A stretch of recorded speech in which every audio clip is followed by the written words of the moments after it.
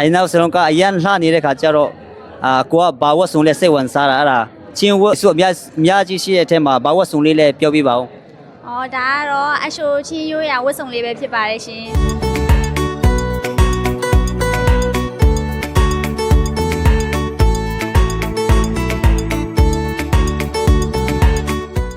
Hello ရိုမာတို့နေကောင်းကြလားမင်္ဂလာပါ အော်မင်္ဂလာပါ မင်္ဂလာပါဒီကောင်းပါ ဟုတ်ကဲ့ပါဒီနေ့ကနေရောက်စလုံးကြည့်ရတာယူရ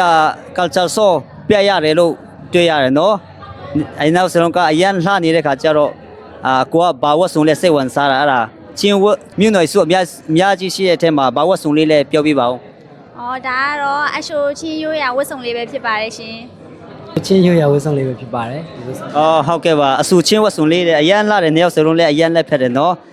အကူတို့ရဲ့ consistent number ဘောနော် vote ပြီးမယ်ဆိုရင်ဘယ် number လဲပြောပြပါဦး နံပါတ်1ပါ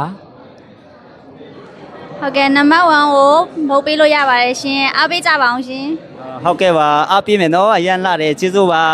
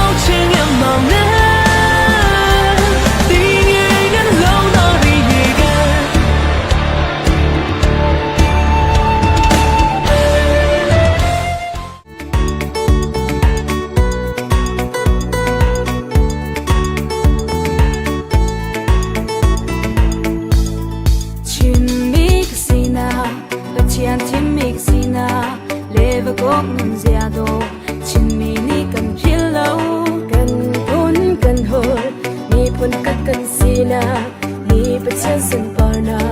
ni lian ngan nak lang te.